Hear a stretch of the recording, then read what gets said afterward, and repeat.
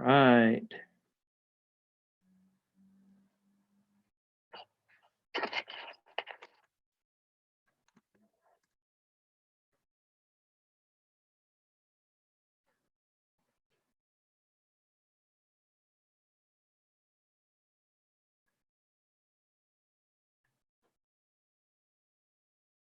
This is a test, a huge test of the emergency broadcast system.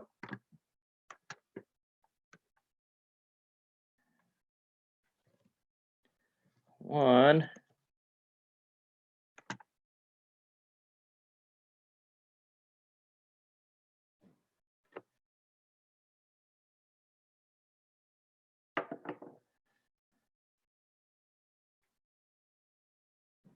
Hey, Jarak.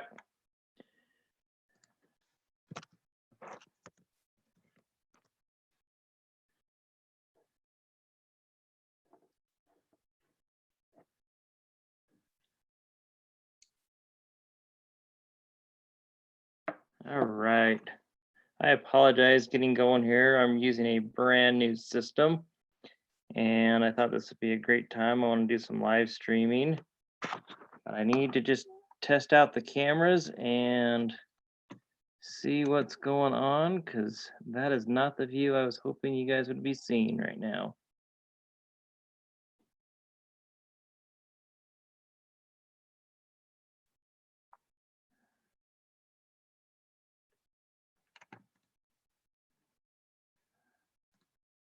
So, problem being is my audio.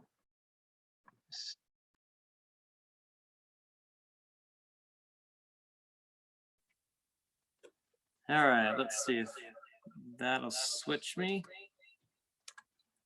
But now I got audio problems. Stand by.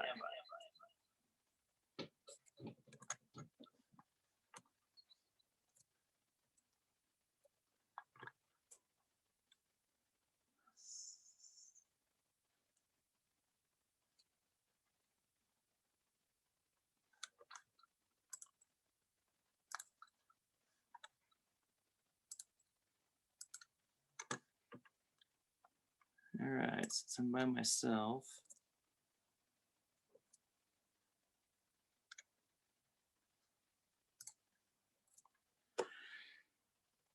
Whoa, I think that might have worked. Let me check this out. Great, Darren can hear me. Awesome. Thanks for jumping on, guys, while I'm testing this out.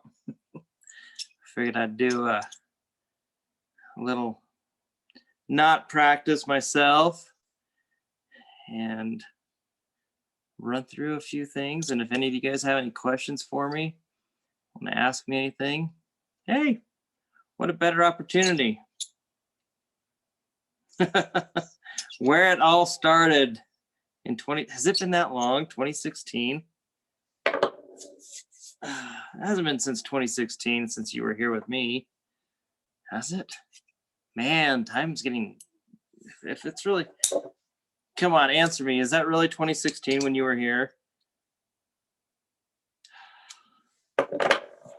Man, time is flying. Time is flying. I'm being stuck indoors right now, or at least I'm stuck out of the canyons, I should say. It's just, we all want to get out and play, and I've been able to get out and do some fishing, so that's been nice. At least to have that, get outdoors. So I'm going to leave this chat. Yeah, 2016. All right, 2016 it is. So, okay, now that I got this working, I'm gonna flip a couple things.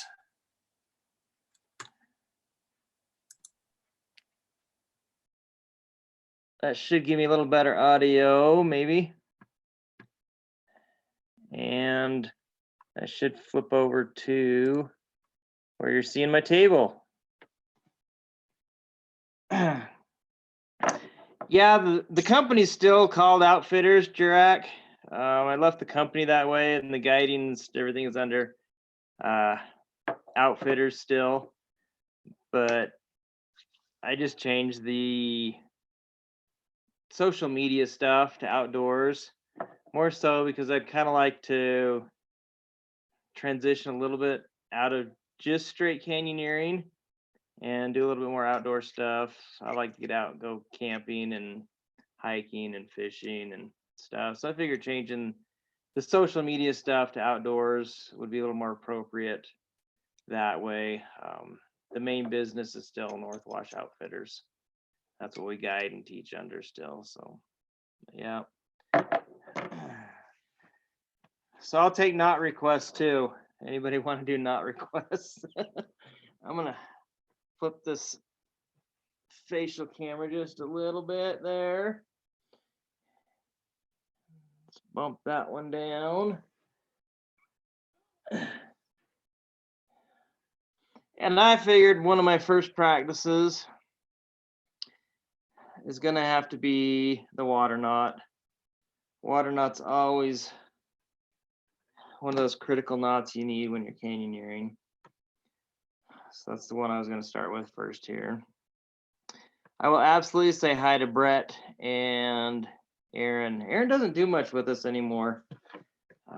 He's gotten so busy with other stuff in life. I see him all the time, but we haven't had him out for a while. Brett's gotten a couple of new jobs since, and he hasn't been out with us for a bit either. So, but I'll tell him hi. I still hang out with him and chat with them and stuff. So feel free to ask any questions as we're sitting here. I'll probably stream this for about 20 minutes or so. Just wanted to test this whole system out. Tie some knots. I always tell search and rescue guys when I'm teaching them that if you're not practicing your knots, then you're going to lose them. Canyoneers, we kind of get our knots down a little bit more often. We tend to use them a little more frequently than search and rescue guys sometimes, at least out in our county. Places like Moab and, geez, Washington County's been busy this year already. Some of those guys probably tie knots a little bit more often than out here in our area. So practice your knots. I tell the search and rescue guys to put a piece of rope next to your toilet. You've always got a few minutes in there that you can tie a few knots. So there's your tip for today. So water knot. Turn this so I can see the comments a little better. All right. Water knot. Take a piece of webbing.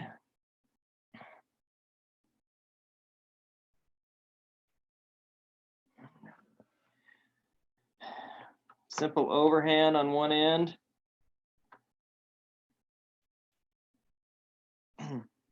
And then it's just a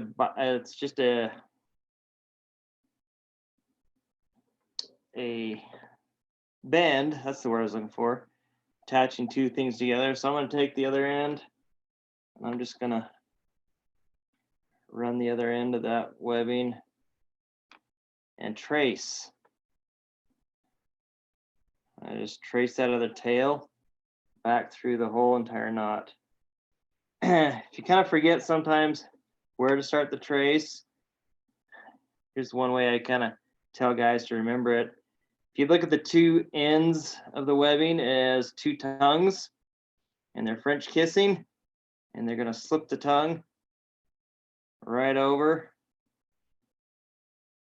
and follow that all the way around, back down the back of the throat, and just keep following that knot all the way around until you're tongue tied.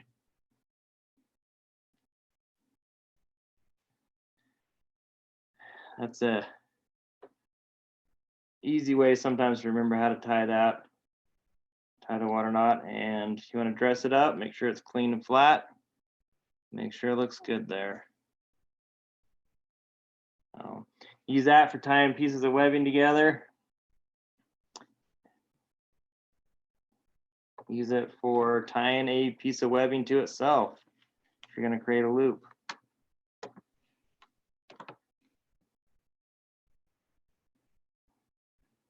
Take the two ends again. Slip the tongue. Oops. All the way to the back of the throat. around until they're tongue-tied.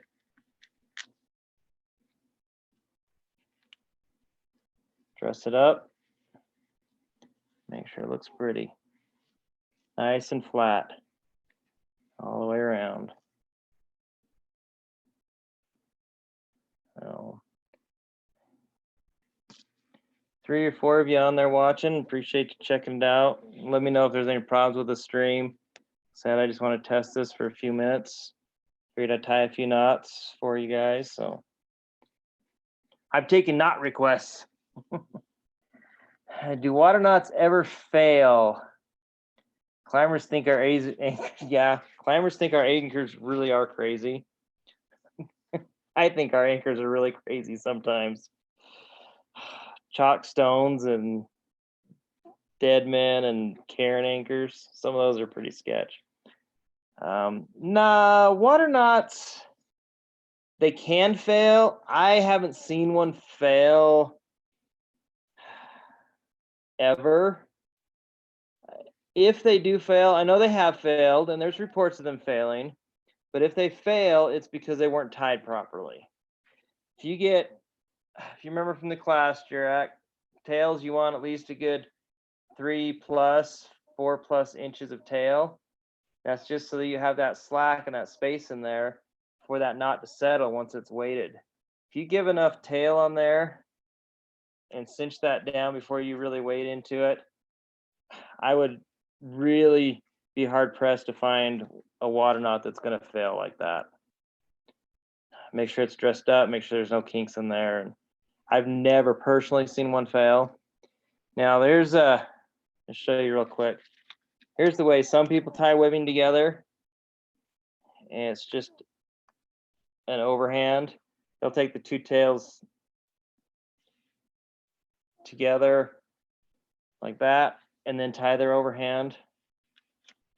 That's basically an EDK, a European death knot in webbing.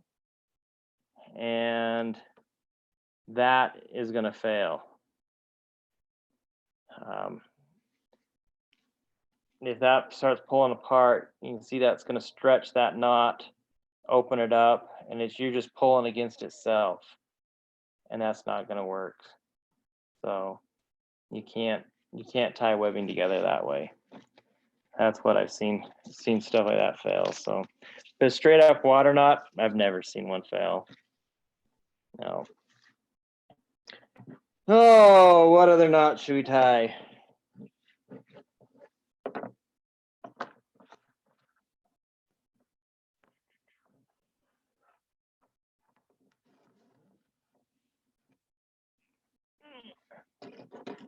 Here we'll do an EDK on a piece of rope because that's where it's supposed to be.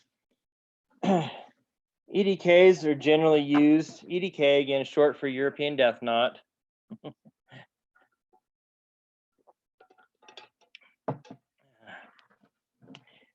So you're going to want to keep a good length of tails on these.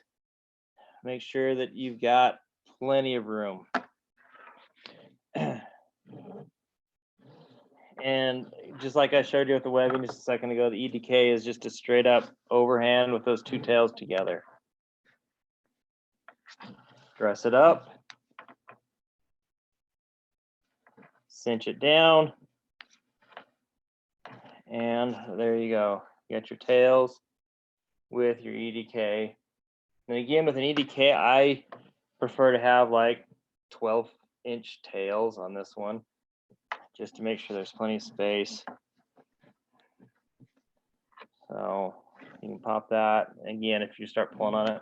An EDK is generally used for tying like a pull cord to your rope, or two ropes together for pull sides. I have an issue with it myself as far as using it for body weight. I don't tend to put my body weight on that if I can avoid it. And preferably, I do a double EDK, which is the same thing I just showed you, except I'm going to wrap it twice around, make 2 loops, and then cinch that down. So just a little more secure I'm a little more comfortable with that as far as tying two things together, two ends of the rope together, just a double EDK. Kind of gives you more in there to cinch down and hold on to. So I like that a little bit more, but again, I don't put my body weight on that. I just use that EDK for tying like pull cords together or that kind of stuff. So if I'm going to do my body weight on a knot that's tying two ropes together, it's usually a fisherman's knot. So let's do a butterfly. Thought I saw a request in there. Okay, there's two ways to tie a butterfly. Actually, there's probably more than two. I know two. I know two really well. Actually, I know one really well, and the other one, I'll see if I can fudge my way through it here. So the way I like to tie my butterflies is I do it around the hand version. Sometimes I get it first try, sometimes I don't, so we'll see. But I'm just going to take that rope and wrap it 3 times. Again, remember that a butterfly is used for tying a tie-in point in the middle of the rope. So we're not worried about using the end of the rope per se. This is generally going to be done in the middle of the rope. So we'll do our butterfly with 3 loops around my hand. I'm going to take what I call the bottom loop, or the loop closest to my body, and I'm going to stretch it over the center one. So now it becomes the center, and the center one comes down to the bottom. Now I'm going to take that new bottom one, pull a little bit of slack through, and I've got to flip it up over both the other ones. I'm going to grab it with my middle finger and just pull my hand out. And here's the moment of truth. Stretch it that side, and there's the butterfly. I like to give that last little jerk at the end. Help to set it in there. So there's the butterfly. Like that.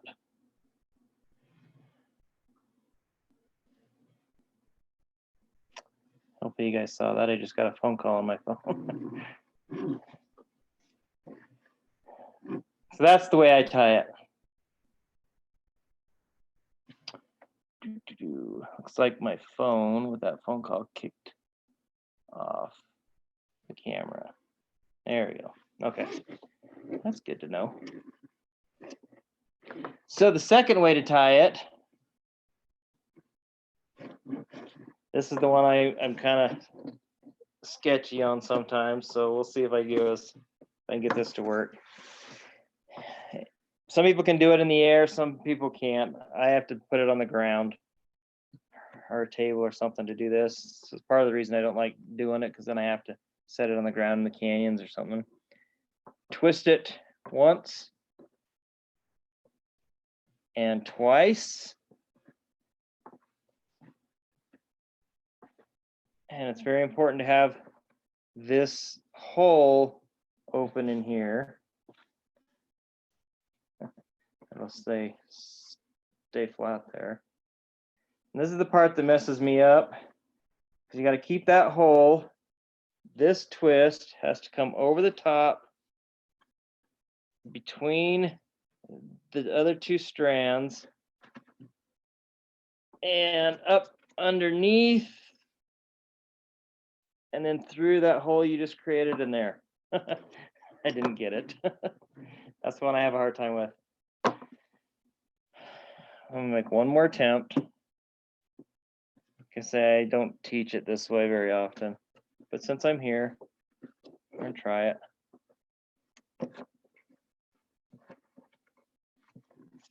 Oh, did I get it? Well, that's something.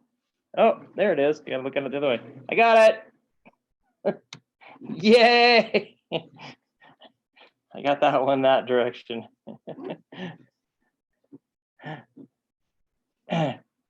Show us a difficult knot. I just did. That was a difficult knot for me to tie it that way. Give me a name of a difficult knot. That's the most difficult one I know, just because how to tie that.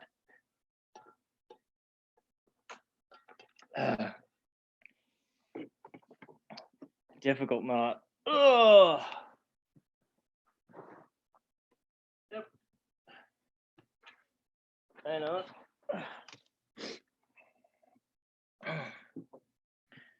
Oh, let's see. What's a difficult knot? I got these knot cards they give out. I don't know if I had them back in 2016 when you were here. Since you're the only one commenting right now, if anybody else is on there that hasn't got one of these, I don't know. Anybody watching this at a later date want to send me an email, or not an email, a mailing, email me your mailing address. I'll send one of these out. I don't know if there's really anything difficult. Bowline? Is bowline difficult? I don't know if I can do a bowline sitting here. Let's see. So I'm gonna have to do it around something.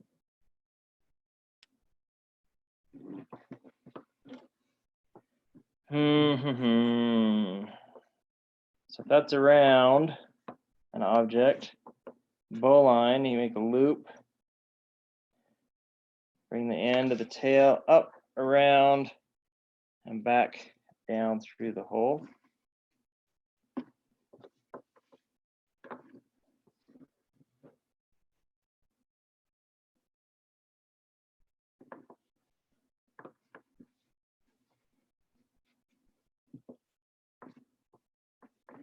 There's a bowline.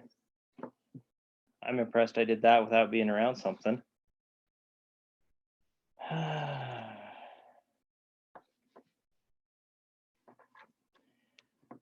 got a carabiner sitting here. How about a clove hitch? Because we always do clove hitches around carabiners, usually in canyoneering. When I was in Boy Scouts, we used clove hitches around hitching posts. But clove hitch is really easy, but it does get people tripped up. And the way it gets people tripped up is just the direction of the fold. So you're gonna make 2 loops in the center. Again, this is a hitch. It's usually used to go around something.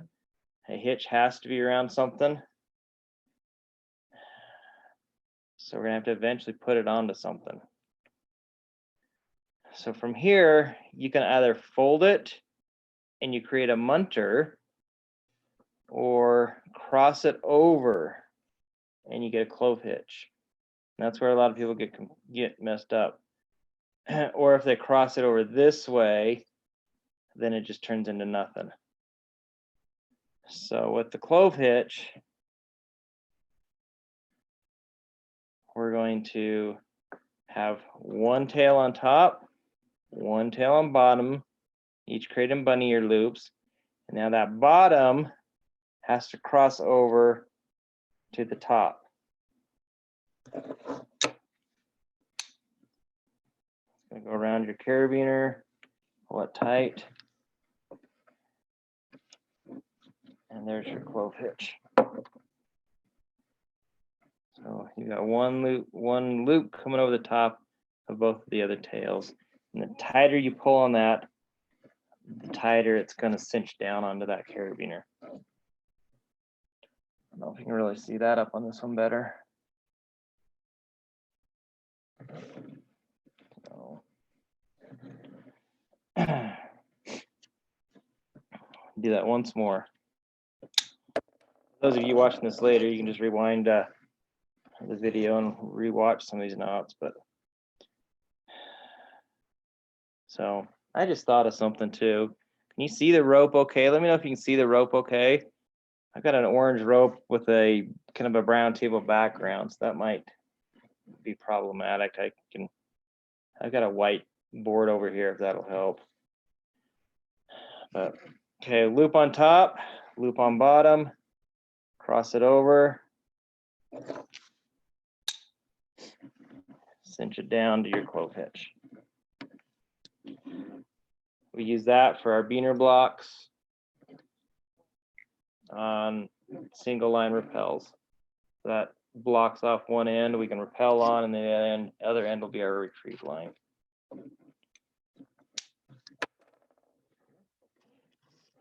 The other one I mentioned is the Munter that it could turn into. I'll show you that real quick.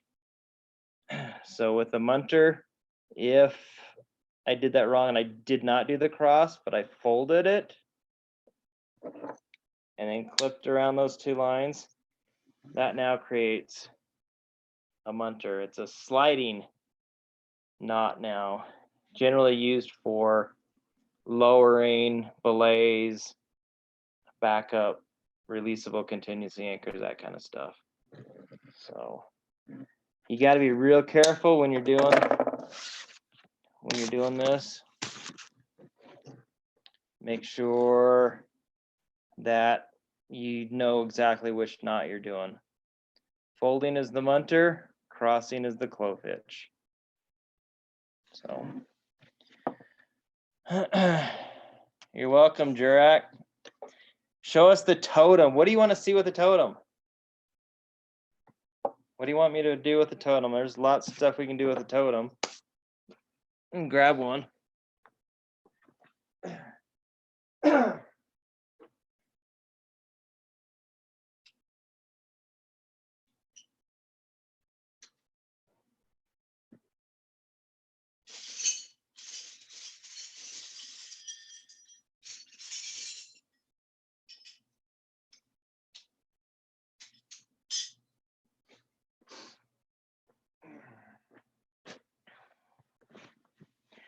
Oh, other functions. You've been through the advanced class, so you know all the functions. There's the totem. It's basically a rappel / rigging plate. Use it for rappelling off of, use it for rigging anchors. I usually use it for rigging anchors, what I use it for most. It's the combination of a figure 8 device and a rappel stitch plate device is the concept. But we can use it for a lot of rigging options as well as rappelling. And I like to use it for rigging. So, other functions, there's just so much there I could do with it, Jurak.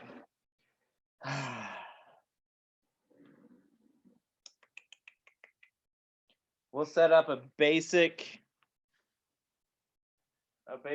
contingency anchor.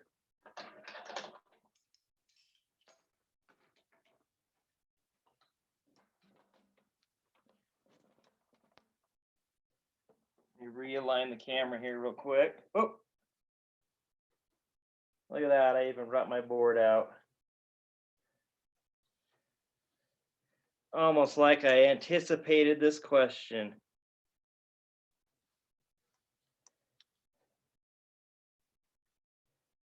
All right.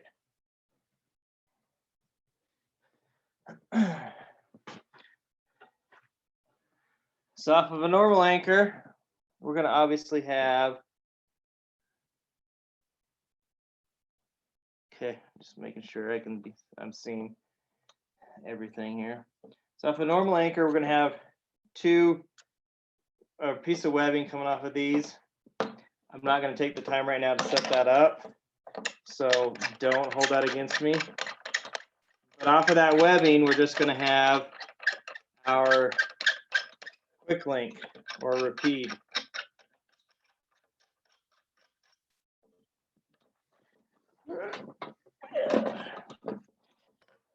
Off of that repeat, we're going to have our rope go through that repeat. It's hanging on the webbing.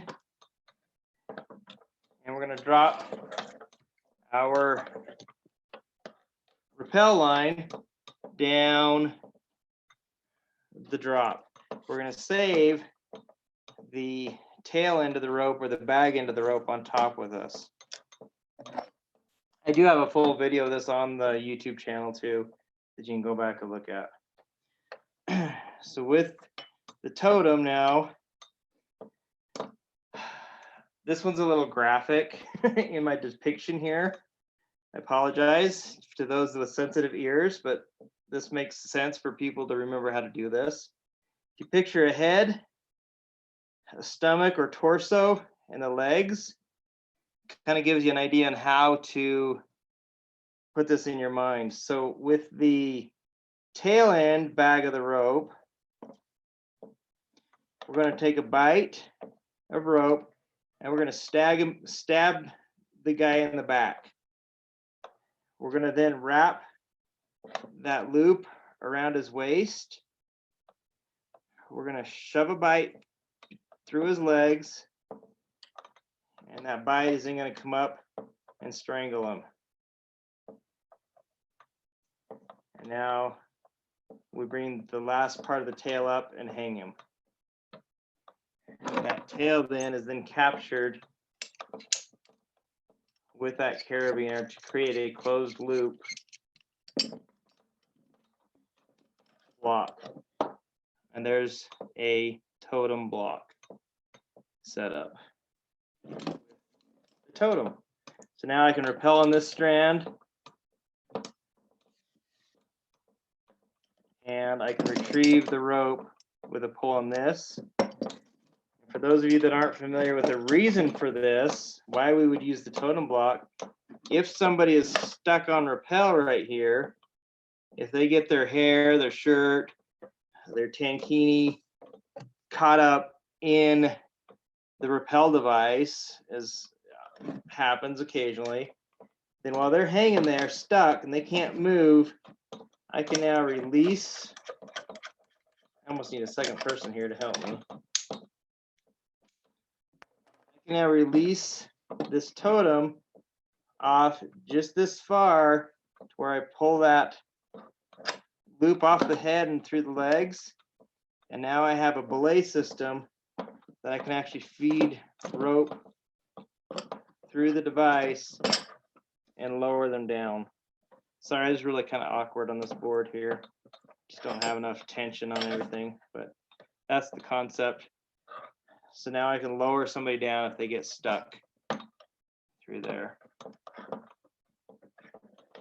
That's one of the great rigging features with that totem.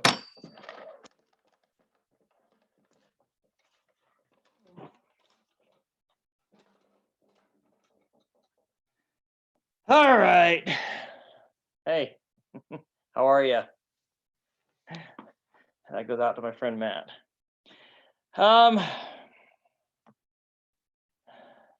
Just no anchor functions. Oh, I gotcha. Yeah, you can absolutely rappel with it. You can rappel with it as if it were a figure eight. So if you just run like a figure eight device, I'll have to do it with a harness on, works better. Front. So there's my figure eight rig. Put that into there and then through the harness. I've got two cameras looking at me now. And then I'm just, if that's going up to the anchor, let me face this one back down. Put this on the table.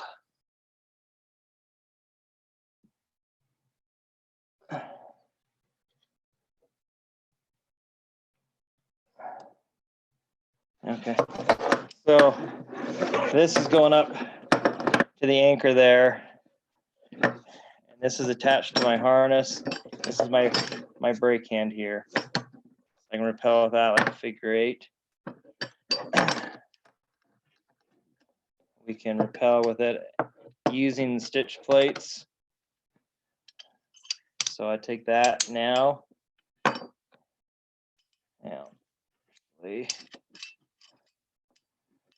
Get everything lined up right appropriately for me. Okay, so single line, I can rappel that attached to my harness, brake hand to anchor. Runs that just like it would an ATC stitch plate. If you wanted more friction, you could even add in another bite coming off the anchor. So now you're running through both stitch plates that way.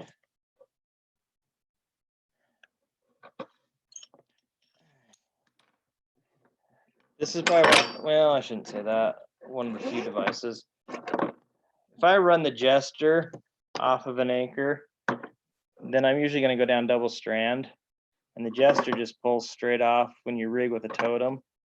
Rig that jester. It's just going to come right off the anchor that way in the jester form.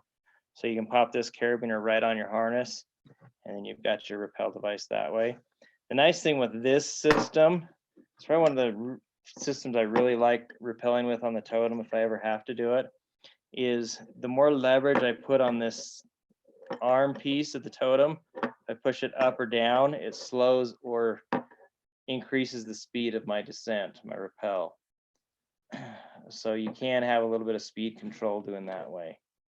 My other really favorite rigging setup with a totem for rappel is the stop and go. This one, sorry, I gotta wet my mouth here. This one gets a little complicated. I'm just getting it right. But I'm gonna have this totem hooked into my harness through the large hole, and then coming off the anchor, I'm gonna bring a bite down, and I'm gonna twist that and wrap it over the small head that way. What this does is the tension of you hanging on this is actually pinching this rope against the totem itself, and essentially you can go hands free right there, and it's going to stop. It's going to hold you in place. Smaller diameter ropes might slippage. It might slip a little bit, so you got to be careful. But that stop and go method right there, I really like if I know I'm going to have to go hands free. Now, if you got to go over a difficult edge where you have to use your left hand, you can't do this, because in order to rappel, to move, you actually have to take your left hand and torque that rappel device, that totem, up vertically, so that now this pinch is free and the rope is able to slide freely through there. Once you let go with your left hand, that's going to torque down again, and this line is going to pinch shut, and you're going to go, you can go hands free again, you can let go because you're not going to move anywhere. This one, this system, you absolutely have to have your left hand holding that totem in a vertical position for this to work, for it to move. The other thing to keep in mind and consider, I don't have one handy real quick, but this open hole here, this head on this totem, is a problem point, because if this rope comes loose anyhow, it could pop off of that, and then you're going to fall. You're coming free of the device. So to mitigate that, I'll take a quick link, a Canyon quick draw, and you've got to clip a carabiner in to the loop, and then the other end of that quick draw into your harness belay loop. So that prevents that loop from coming off there. So there's a little bit of intricacies to that, but that's one of my favorite ways to rappel with the totem. Pretty much those two double strand ways and this way are the ways I usually rappel if I have to use the totem.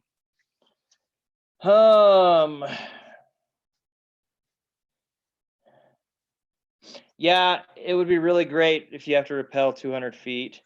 If you want to stop and rest and use it for, well, yeah, if you want to stop and rest, then you got that option to go hands free real quick. And it kind of prevents you from having to lock off.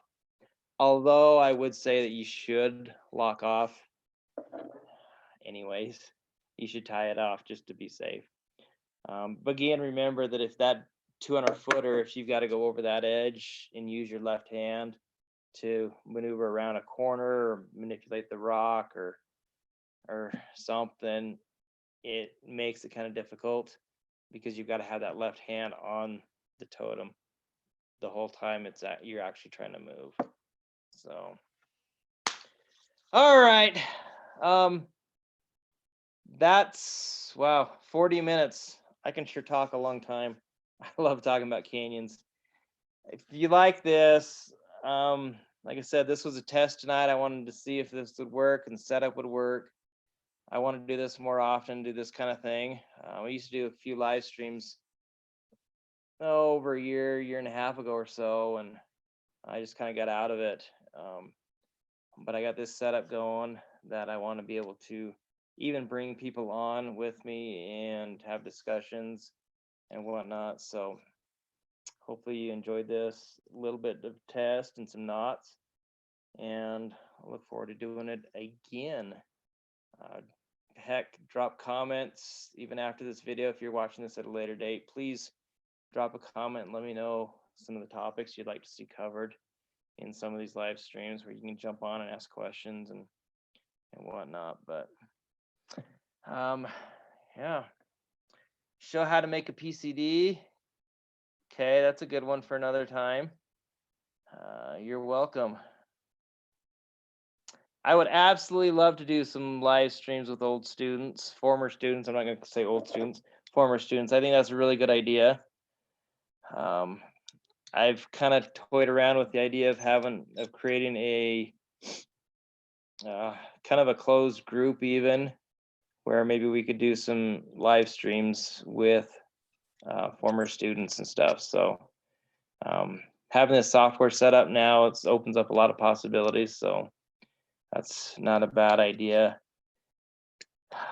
Yeah, share this around. If you got canyoneering friends that are interested in this kind of stuff, I'd love to grow the channel up a little bit more. And live streams are definitely more fun when I get feedback from everybody and comments, and we can have some chats going. So I'd love to get a few more people in here. No offense, Jurak. Appreciate the questions. Oh, Jeff.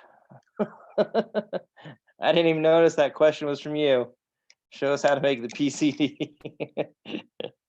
I'm going to put you on the live stream, Jeff. You're going to come join me on one of them, and you can help me show how to do a PCD. So appreciate y'all. Love teaching, love helping you out. So we'll look forward to the next one. And now to finish this test and see if I can actually end this. And if it does, catch y'all on the next one.